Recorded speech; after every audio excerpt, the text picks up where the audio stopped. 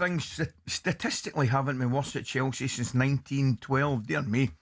Last night's 3-0 defeat at Brighton means it's now 5 defeats in a row without scoring. What's more, the only team they've managed to beat are Port Vale since Liam Senior infamously told his players to respect the ball. Andy, man, I'm watching that last night. Yeah. That's the worst. I mean, I was at the game and I was at the Bridge on Saturday for the United game, and they actually did okay. Yeah. In parts of the game. Yeah. Didn't look as though they were going to score. That was going to be a problem, putting the ball in the back of the net.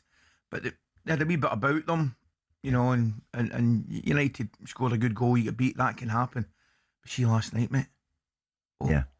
I didn't see the first half hour. I was travelling down on the train. I thought it was shocking, mate. But I watched it from literally about the 25th minute, something like that. And you know, yeah, I'm with you. To only have the one shot on target, Brighton won it at a canter, could have scored more. And look, this isn't a surprise, right? And Liam's the one who's going to be taking all the flack for it. The real responsibility here, Ali, lies with them boys upstairs. The people that, one, appointed him, and two, the owner as well, because he obviously is the one that allows all this to happen. Now, if it was that easy to go and pluck someone from a smaller club to walk them into one of the biggest jobs in the land, yep, and make it work and be a real success with it, then literally everyone would be doing it. The queue would be going up the street of managers wanting those sort of jobs and getting those sort of jobs. I felt a bit sorry for him last night. I did. And I genuinely do. Quite right to leave a bit on him afterwards when he said that ain't good enough. Now, he's not going to name individuals, but to turn around and say pretty much to a man, we were hopeless, we were rubbish, nowhere near that's all he could say. He couldn't really say anything else. But look, they're getting themselves into a mess. The players look demotivated. The players look fed up. The players, there's no real spirit there. There's nothing there last night, was there? I didn't see one of them last night that you thought, like, he's still charging around and he's putting his foot in. None of them. Not one of them. Not one of them at all. And that's because the culture they've created at the club, it don't matter anymore. These boys, they don't care. It doesn't matter. If they don't get a game at Chelsea, or if it's not quite happening there, I can leave. I'll go. Because that's what the club do. And so you reap what you sow. And they're now getting themselves into a position where this is the culture they've created. This is what happens at a club like Chelsea now, with the way that players come and go, like people walking up and down the high street. They don't care. They just don't care. They're not that bothered anymore. They know they can go and get their money elsewhere, and they know the club will sell them. They know the club will let them go. We'll get the Chelsea fans on this morning, there's no doubt, but there's a couple of things that are I think outstanding that we've got to comment on. I agree with you totally. I think the running in the club from the top has been appalling. I'm looking at Liam Senior and I'm genuinely feeling sorry for him. Yeah, right. I'm looking at previous Chelsea managers. Remember, I mean, we used to have a giggle about it. The Chelsea job, you'd maybe lucky to stay in it for 2 years, right? Yep. But you always had managers of experience, stature, and generally speaking, they all won something, right? Now, I know he's still in the FA Cup. Right. I get that. He's still in the FA Cup. Massive game against Leeds. You've got to say, you look at it now and say they'll be second favourites against Leeds, the way things are shaping up. But from that point of view, and also the most important thing, yes, they've got some good players. I'm not sure it's any better than that, really. Right? Honestly, looking at it, you look at Palmer, Fernandes. Correct. Yeah, got some talented boys. Of course they have. Absolutely. Do you know what they've not got? They've not got a Peter Cech. They've not got a John Terry. No, they've got nothing. They've not got a Frank Lampard. No. They've not got a Drogba. They've got nothing. Like real men up the spine. Yeah. I'm looking, and this is probably a little bit responsible harsh. Players that it's probably a little bit harsh, but I'm going to say it anyway. I'm watching that game on Saturday. Fernandes puts a brilliant ball in. Goalkeeper's got to come for it. Fofana goes with, I think, with Šeško, right? It's a brilliant ball, and there's a collision, right?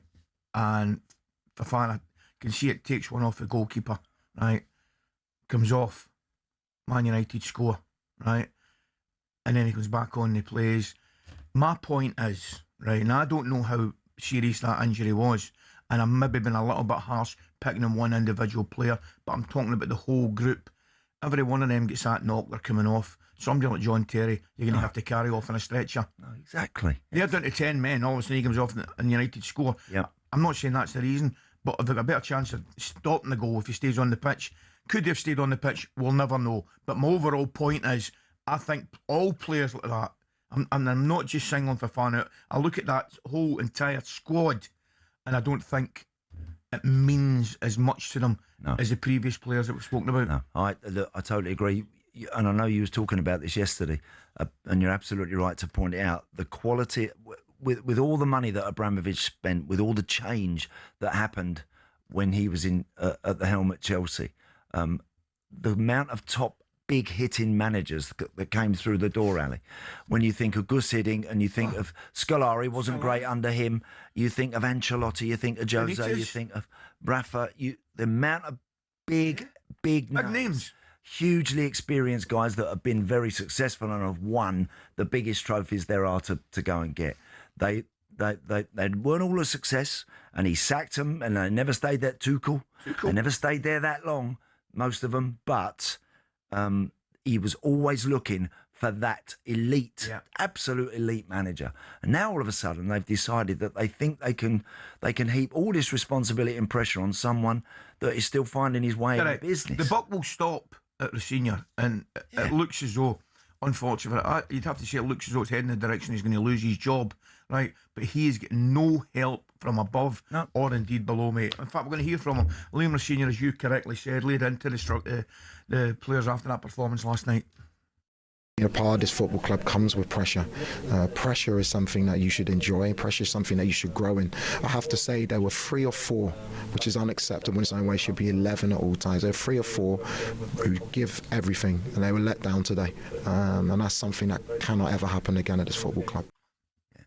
You know, there you go. So you can hear him there. He's quite right. He said there were maybe 3 or 4 players that were just about doing enough.